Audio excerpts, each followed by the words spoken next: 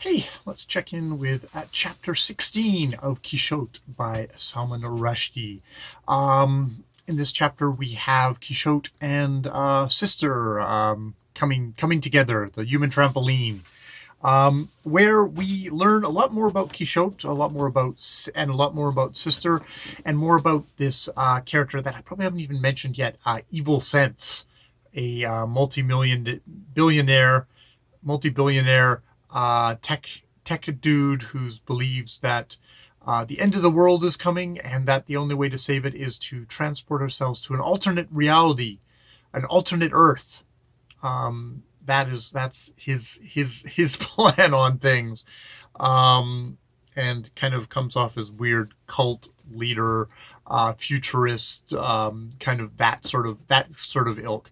But yeah, primarily Quixote and Sancho arrive at Sisters, human trampoline, not in the sexual sense, but in the sense of she bounces people up. And she says, like, what do you remember? And basically all that Quixote can remember seems to be like detailed memories of himself as an only child with his father.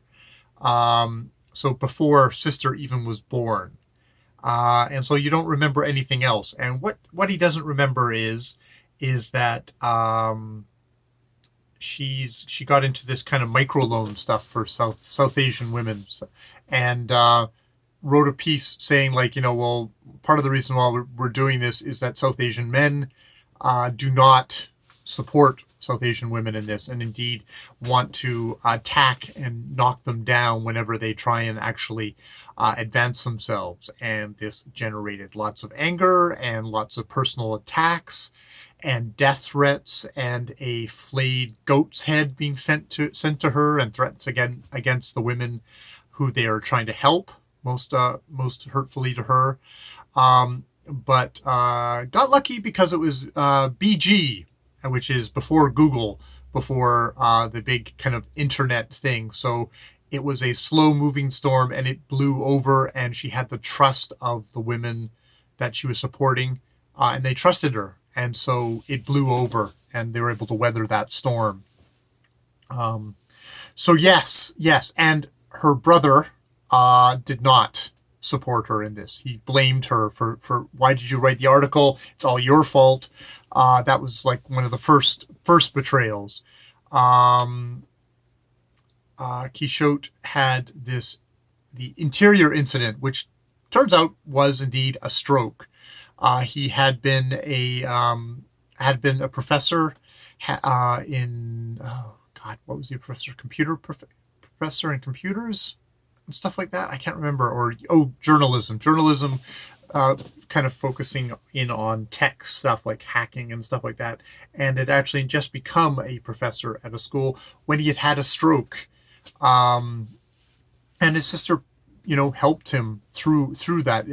That's who he called after 2 days of finally being able to knock a phone off of a hook and call someone. He called her, and she came over and got him to the hospital. He, luckily, because he just become a professor, had good health care, and he'd made a physical recovery except for his dragging leg.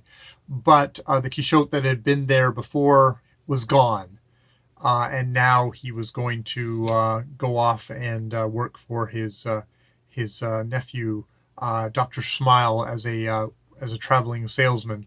And but before he went, he accused her of stealing all his money, of any inheritance, of all that stuff. And she's like, I managed your money. I took care of it. Took care of you through all of your stuff. And it's like, yeah. That was definitely one of the other betrayals. There's a third one in there that I can't remember at the moment because my brain. And he wants to talk. And maybe the other one was, I can't remember if the other one. And basically, it sounds like beforehand he was a guy who he was with a lot of women. He was charming, arrogant. All the women left him, not surprisingly. Which is kind of an interesting thing, because with Quixote, It's very kind of a, he was a really nice guy, and then he became a mad nice guy. And there's something interesting about um, him, about Qchtt being somebody who's maybe a better person post stroke than he was before, though he's still supremely selfish. He's focused on his beloved, on his desires and stuff like that. Um, and and this is Sancho also learning all this stuff at the same time. Um, and she had this relationship with uh, Evil Smell, Eve Schmel, who's another kind of an Indian immigrant who has become this big thing in London, in the States, maybe in the States, New York. And he's, whose show is he on? But on Salma R's show.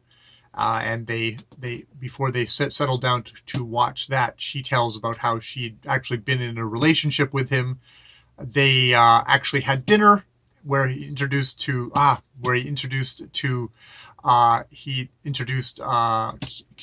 to him. Qchtt ragged on him, made fun of his stuff, said, like, hack the hacker. I know hackers that'll just break your systems, like basically a whose dick is bigger kind of argument. And he storms off. Evil Schmel storms off. This is a problem, and they never talk to each other again. Maybe that's the other betrayal. Even though it turns out like he's a complete womanizer, so it's probably a good thing there. And she hasn't told them yet, but it's like, it's probably best for us to work all this stuff out now, because I've got, I only have limited amount of time left. So that was good. So yeah. So we're weaving together. Things are getting more. We get Dr. Schmel, Dr. Evil, as Salma calls him, on the show interviewing, and he's talking about how the time has come, kind of thing. And it's like, that the world is, the end of the world is going to be imminent. And I've we've developed the technology to transport to different dimensions, and we've used this dog here to get it, because it's quantum cats are very untrustworthy. It's better to have a dog. They'll do what you tell them to. They're loyal. They're good dogs. Good dog. That's me. That's me. That's not Salman Rushdie. And it's like, okay. And Salma seems like off her game. At least that's what everyone is saying. She seems like she's off her game. And what's up with her? She seems kind of shaken by all this stuff.